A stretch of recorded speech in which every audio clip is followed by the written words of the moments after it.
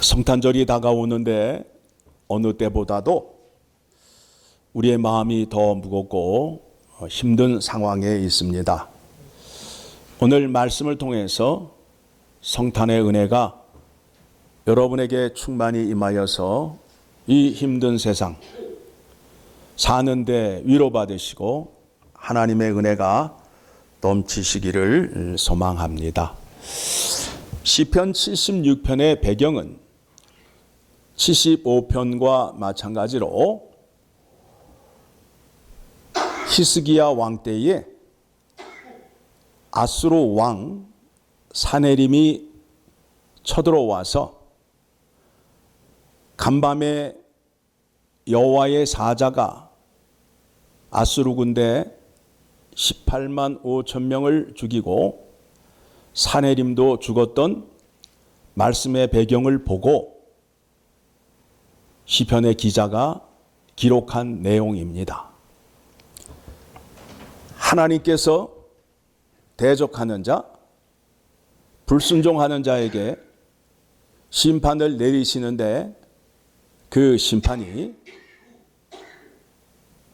이 땅에 있는 모든 사람에게 임한다라고 오늘 말씀을 통하여 선포하고 있습니다. 8절 9절의 말씀 다시 보겠습니다. 8절 같이 읽습니다. 주께서 하늘에서 판결을 선포하심에 땅이 두려워 잠잠하였나니 곧 하나님이 땅의 모든 온유한 자를 구원하시려고 심판하러 일어나신 때로다. 셀라. 하나님께서 이 땅을 심판하시는데 예수 그리스도의 재림의 때로 미루어 놓았어요. 그래서 지금은 예수 그리스도를 통하여 구원받은 자들은 심판 때를 면하는 은혜를 우리에게 선포하고 있습니다. 하나님은 약속의 하나님, 언약의 하나님입니다. 하나님이 다윗과 언약을 맺으셨어요. 너를 통하여 내 뒤에 날씨를 통하여 견고한 터 위에 영원한 나라를 세우겠다. 약속을 하셨거든요. 그런데 유다 백성들이 하나님 말씀에 불순종을 해요. 불순종을 해요. 하나님 입장에서 볼 때는 너무 답답하고 화가 나잖아요. 그러면 그 유다 백성들을 망하게 하고 싹 쓸어버리게 되면 하나님은 어떤 하나님이 되는 거예요? 약속을 지키지 않는 하나님이 되잖아요. 그렇죠? 누구하고 약속을 했다고요? 다윗하고 약속을 했다고요. 어떻게? 유다 지파에서 견고한 터 위에 영원한 나라를 세울 자를 나오게 하시겠다고 약속을 했다고요. 그렇죠? 네. 그렇게 약속을 했는데 이 백성들이 말을 안 듣는 거예요. 여러분, 내가 난 자식인데 말을 너무너무 안 들어. 너무너무 안 들어. 이건 막 그냥 패보기도 하고 협박도 해보고 말을 들으라고 설득도 해보고 그러는데 말을 안 들어. 여러분, 그러면 어떻게 하실 거예요? 갖다 버릴 거예요? 죽일 거예요? 아니죠. 어떻게 해야 돼요? 다시 고쳐서 써야 될 거 아니에요? 그렇죠? 그래요? 안 그래요? 그렇죠. 내가 낳은 자식인데 마음에 안 든다고 갖다 버릴 수는 없잖아요. 하나님이 그와 같은 심정이라고요. 지금 하나님이 그와 같은 심정이에요. 히스기야의 아버지가 누구냐 하면 아하스예요. 아하스. 그런데 이 아하스는 아주 나쁜 왕이에요. 아주 나쁜 왕이에요.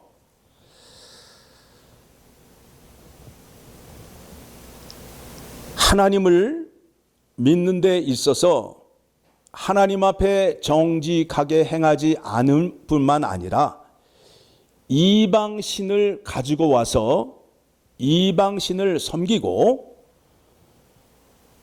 여호와의 성전에 기물을 파괴하고 성전 문을 닫았던 사람이에요. 그 사람이 누구라고요? 아하스예요. 누구의 아버지예요? 히스기야 아버지라고. 그런데 그 아버지 밑에 좋은 아들이 또 났어. 히스기야가 났어. 그때 일어난 사건을 여러분에게 소개해 드립니다. 남유다 왕 아하스가 왕으로 있을 때에 아람의 르신과 북이스라엘 왕 베가가 연합을 해서 남유다를 공격하는 거예요. 두 개의 나라가 한 나라를 공격해요.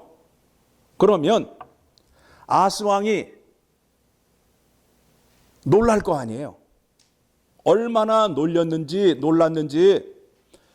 아하스 왕과 고관과 백성들의 마음이 삼림이 흔들리는 것처럼 흔들렸다는 거예요. 자, 그렇게 되면 우리가 알고 있는 상식으로는 아하스 왕이 이제 누구에게 나아가서 기도를 하고 누구에게 부탁을 해야 되는 거예요? 하나님에게. 그런데 그 사람이 그렇게 했을까요? 안 했을까요? 안 했다고요. 누구에게?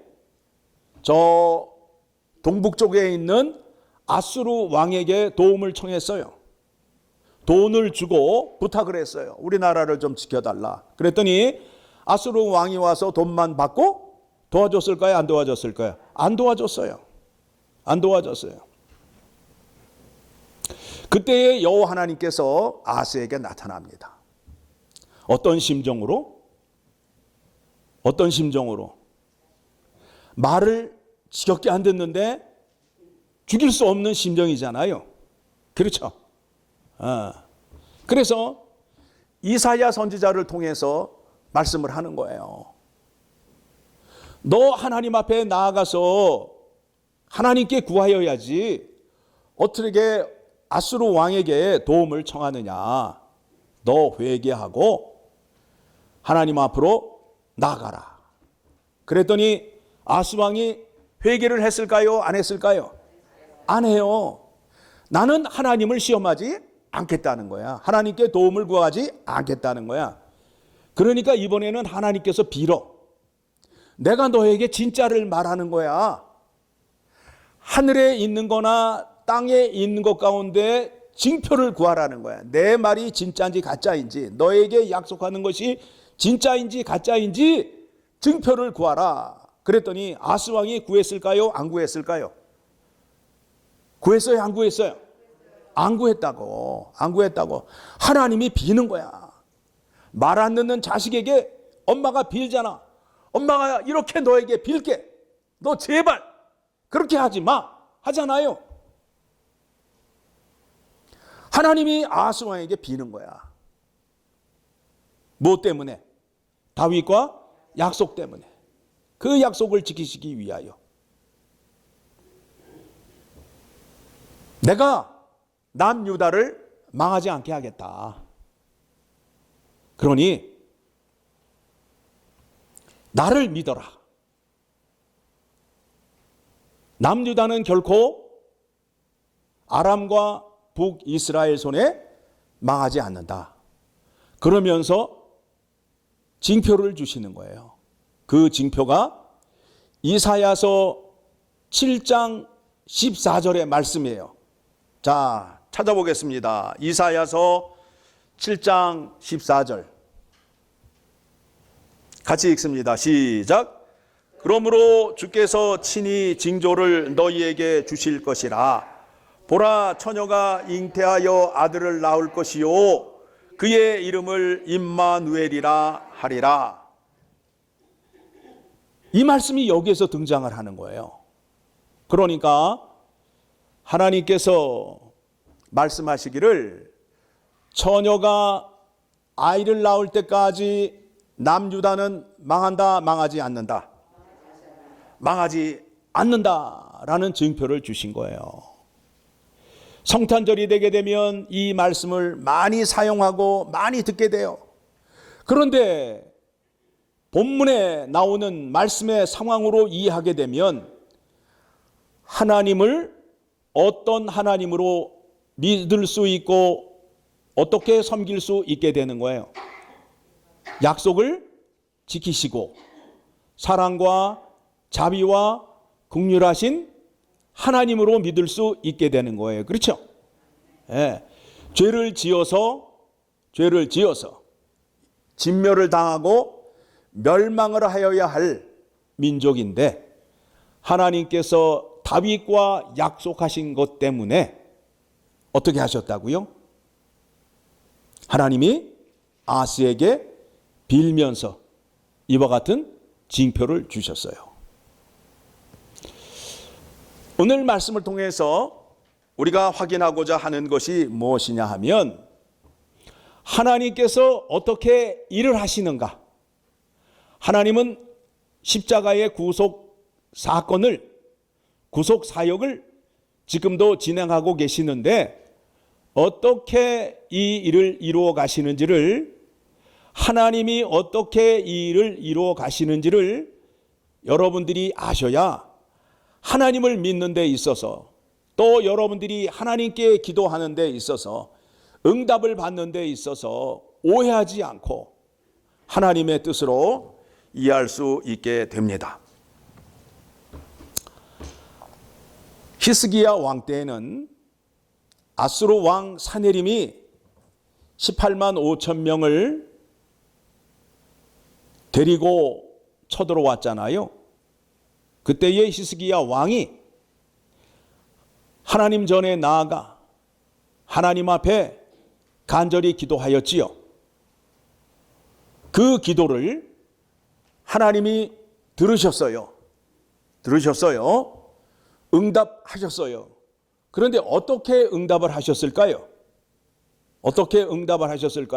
우리가 생각하는 것처럼 우리의 예상과 달리 하나님이 말씀하시고 하나님이 일하시는 방식은 다르다는 것을 오늘 본문의 말씀을 통해서 확인하셔야 돼요.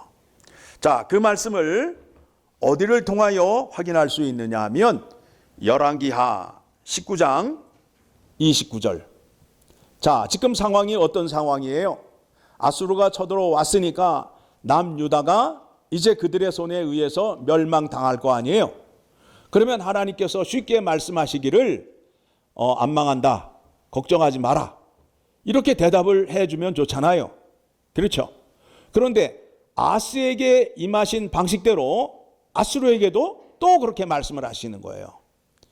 자, 같이 읽습니다. 시작.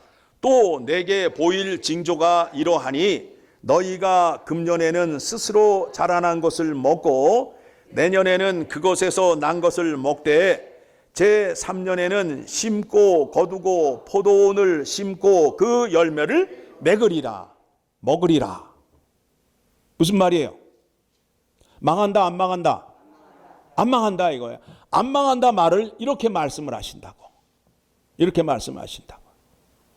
금년에는 스스로 난 것을 먹고 내년에는 그것에 난 것을 먹고 3년에는 가꾸어서 먹고 라고 말씀을 해 주신다고요. 그러면서 30절 같이 읽습니다. 유다 족속 중에서 피하고 남은 자는 다시 아래로 뿌리를 내리고 위로 열매를 맺으리라. 자, 남유다 백성들이 하나님 말씀에 순종을 했어요? 불순종을 했어요? 불순종을 했으니까 그 백성들을 다 어떻게 해야 돼요? 다 불 속으로 집어넣어야 되잖아요. 그러면 어떤 하나님이 되신다고요? 약속을 지키지 않는 하나님이 되시니까 어떻게 하셔야 돼요? 이제 뜻을 이루시는데 어떤 사람을 통하여 그 일을 이루시겠다고요? 예? 남은 자. 남은 자. 그러니까 여러분, 남은 자 그러니까 이제 다 쓰고 남은 것을 말하는 게 아니에요. 오늘 설교 제목이 무엇이죠? 남은 자만 돌아오리라. 예. 찌꺼기만 돌아오리다가 아니에요. 그렇게 이해하시면 안 돼요. 오늘 말씀 잘 이제 들으시기 바랍니다. 자, 유다 족속 중에서 남은 자를 통하여 아래로 뿌리를 내리고 위로 열매를 거두겠다라고 말씀을 하셔요. 자, 그러면서 31절 시작. 남은 자는 예루살렘에서부터 나올 것이요 피하는 자는 시온산에서부터 나오리니 여호와의 열심히 이 일을 이루리라 하셨나이다 하니라. 이 일을 누가 이루신다고요? 여호와 하나님이 어떻게? 대충 열심으로 이 일을 이루신다는 거예요. 그러니까 이스라엘 백성들이 하나님 말씀에 불순종을 한다고 할지라도 하나님의 열심의 의지로 남은 자를 택하여서 이 일을 이루시겠다라고 말씀하고 있어요. 자, 이번에는 이사야서 10장 20절의 말씀을 보게 되면 조금 더 구체적으로 남은 자에 대해서 설명을 하고 있어요. 이사야서 10장 20절 같이 읽습니다. 그날에 이스라엘의 남은 자와 야곱 족속의 피난한 자들이 다시는 자기를 친 자를 의지하지 아니하고 이스라엘의 거룩하신 이 여호와를 진실하게 의지하리니. 이 남은 자는 어떤 사람들이냐 하면 쉽게 말씀을 드리면 탕자가 아버지의 유산을 받아서 어디 가서 놀았어요? 이방 땅에 가서 마음껏 즐기며 놀았잖아요. 그랬는데 거기에서 아버지 집이 생각이 났고 아버지에게 가게 되면 풍요롭게 풍성하게 살 수 있는 것을 깨닫게 되었어요. 그래서 회개하고 돌아옴으로 인하여 탕자는 회개, 생각과 마음을 돌려서 아버지에게 돌아왔잖아요. 그런 사람을 말하는 거예요. 그런 사람이 누구라고요? 남은 자라는 거예요. 남은 자. 남은 자가 찌꺼기를 말하는 게 아니란 말이에요. 예? 예, 남은 자. 자, 21절 시작. 남은 자 곧 야곱의 남은 자가 능하신 하나님께로 돌아올 것이라. 22절 이스라엘이여 내 백성이 바다의 모래 같을지라도 남은 자만 돌아오리니 넘치는 공의로 파멸이 작성되었음이라. 여러분, 많은 사람들이 이 땅에 살고 있지만 하나님께 돌아오는 자는 많지 않다는 거예요. 왜 돌아와야 되느냐 하면 하나님의 공의의 심판이 작정되었다는 거예요. 예? 남은 자만 돌아오리니 넘치는 공의로 파멸이 작성되었음이라. 그러니까 이 세상 끝날 하나님의 공의의 심판이 준비되어 있다는 거예요. 그렇죠? 예. 자, 23절 같이 읽습니다. 시작. 이미 작정된 파멸을 주 만군의 여호와께서 온 세상 중에 끝까지 행하시리니. 그러니까 여러분, 이 세상이 하나님의 공의로 심판받는 날이 어느 날이죠? 예수 그리스도가 다시 오시는 그 날이에요. 그렇죠? 자, 그러면 이제 하나님께서 이 일을 이루시는데 하나님의 열심으로 하나님의 의지로 이 구원을 허락하여 주시는데 어떤 사람을 통하여 이 일을 이루시겠다고요? 예? 유다 사람이라고 해서 다 쓰임을 받는 것이 아니라 어떤 사람이? 남은 자. 그렇죠. 남은 자. 회개하고 여호와 하나님께 돌아오는 자. 그러니까 회개하고 돌아온다는 건 뭐예요? 이제는 하나님만 사랑하고 하나님 말씀에 순종하며 살겠습니다. 그렇죠?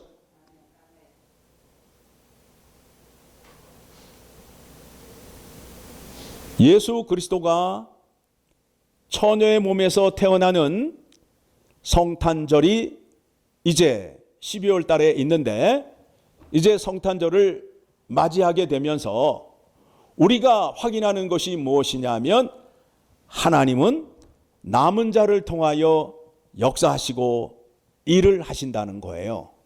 자, 그렇다면 예수 그리스도의 이 땅의 육신의 아버지는 누구예요?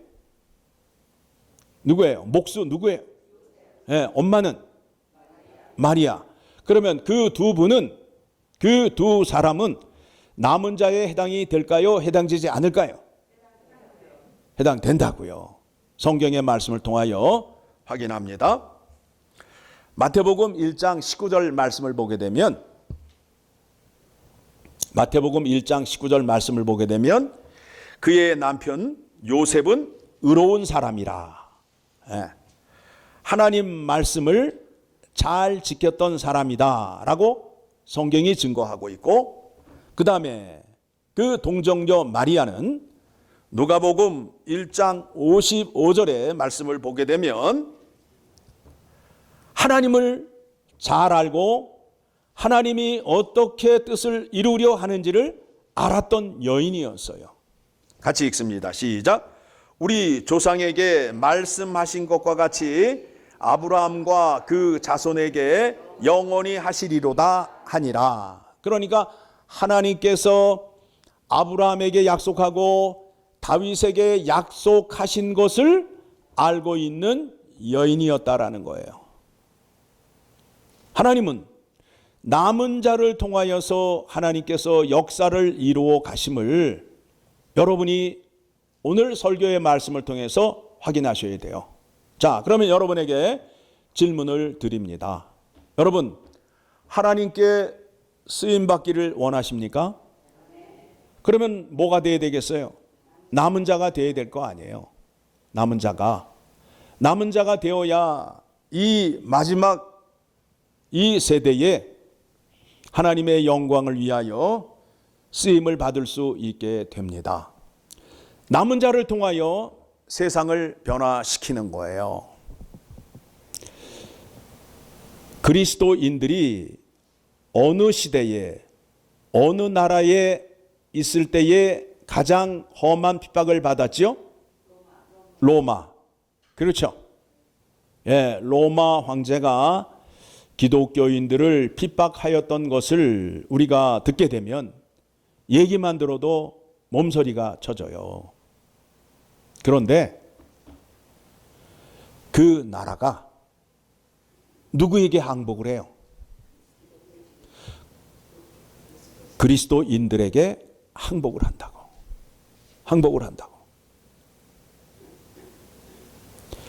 그리스도인들을 앞뒤로 살피고 우아래로 깎으로 매달고 흔들어 봐도 흠잡을 데가 없어. 사람들이 말하는 것처럼 흠잡을 데가 없는 사람들이었어요. 그러다 보니까 313년에 콘스탄티누스 대제가 밀라노에서 기독교인들에게 자유를 주는 밀란 칙령을 발표함으로 인해서 이제 로마가 기독교 국가로 바뀌게 된 거예요. 어떤 사람들 때문에? 남은 자들 때문에. 회개하고 돌아와서 하나님 말씀에 죽기까지 순종한 사람들 때문에 그 핍박을 가했던 로마 황제가 두 손을 들고 기독교인들에게 자유를 주었어요. 이 세상의 역사의 주인공들은 다 기독교인들이에요. 하나님께서 역사를 주관하시는데 남은 자를 통하여 역사하시고 그러한 사람들을 쓰신다라는 것을 여러분 확인하시고 내가 남은 자가 되어서 하나님의 영광을 위하여 쓰임받기를 소망합니다. 요한계시록 3장 5절의 말씀을 보게 되면 요한계시록 3장 5절의 말씀을 보게 되면 이렇게 말씀이 나와 있습니다. 자, 같이 읽습니다. 이기는 자는 이와 같이 흰 옷을 입을 것이요 내가 그 이름을 생명책에서 결코 지우지 아니하고 그 이름을 내 아버지 앞과 그의 천사들 앞에서 시인하리라.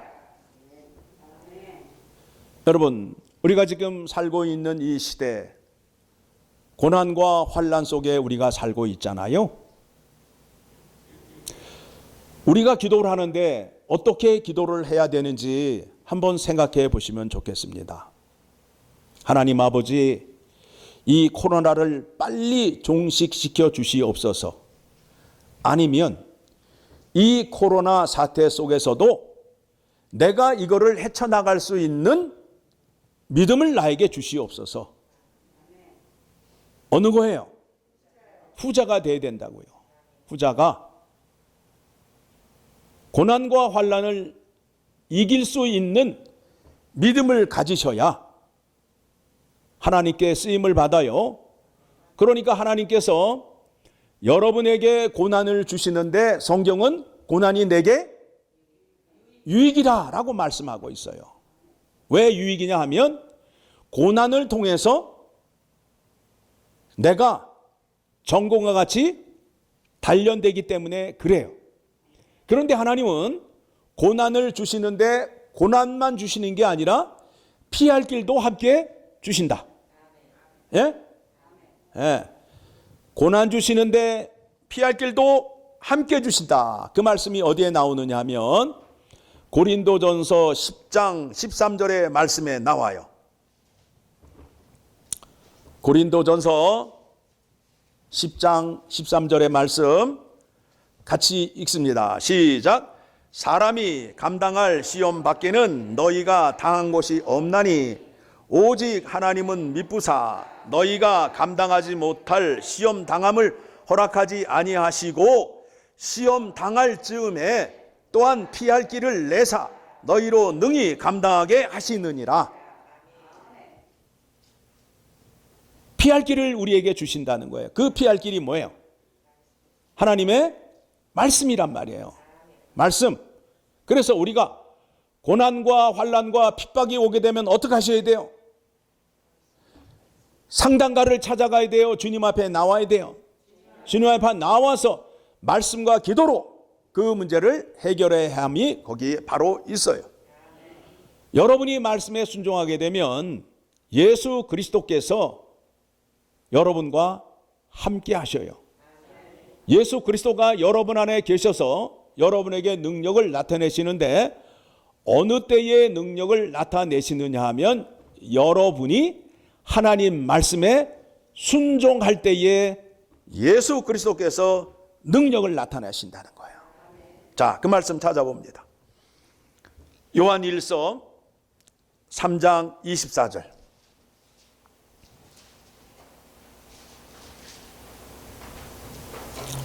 요한일서 3장 24절 같이 읽습니다. 시작. 그의 계명을 지키는 자는 주 안에 거하고 주는 그의 안에 거하나니 우리에게 주신 성령으로 말미암아 그가 우리 안에 거하시는 줄을 우리가 아느니라. 여러분, 하나님께 남은 자로 쓰임받는 자로 택함을 받기 위해서는 하나님의 계명을 잘 지키게 되면 택함을 받게 되시고 계명을 지키게 되면 예수 그리스도께서 내 안에서 능력을 나타내신다라고 말씀하셨어요. 그래서 말씀에 죽기까지 순종하라는 이유가 바로 거기에 있어요. 자, 한 군데 더 찾아보겠습니다. 요한복음 14장 21절의 말씀을 보게 되면 하나님 말씀에 순종하고 하나님의 계명을 지키는 것이 얼마나 큰 복인지 요한복음 14장 21절 시작. 나의 계명을 지키는 자라야 나를 사랑하는 자니 나를 사랑하는 자는 내 아버지께 사랑을 받을 것이요 나도 그를 사랑하여 그에게 나를 나타내리라. 그렇죠? 예. 하나님의 계명을 지키시게 되면 하나님께 쓰임받는 남은 자가 되고 하나님의 계명을 지키는 자를 통하여 하나님의 영광을 드러냄으로 인하여 하나님은 그 사람을 영원토록 사랑하고 그에게 능력을 나타낼 수 있다라고 성경이 약속하고 증언하였잖아요. 그렇죠? 오늘 말씀을 통해서 하나님은 약속의 하나님, 약속을 하시면 말씀을 하시면 반드시 그대로 지키신다 안 지키신다? 지키신다라는 것을 오늘 말씀을 통하여 확인하였습니다. 하나님께서 우리에게 어떻게 말씀하셨는지를 이제 눈으로 확인하고 귀로 들었습니다. 그렇게 하시게 되면 이 힘들고 어려운 이 세대를 우리가 살아가는 데 있어서 하나님의 위로하심과 하나님의 능력이 함께함으로 인하여 늘 감사와 기쁨과 소망 가운데 살아갈 수 있게 되는 겁니다. 그렇죠? 예.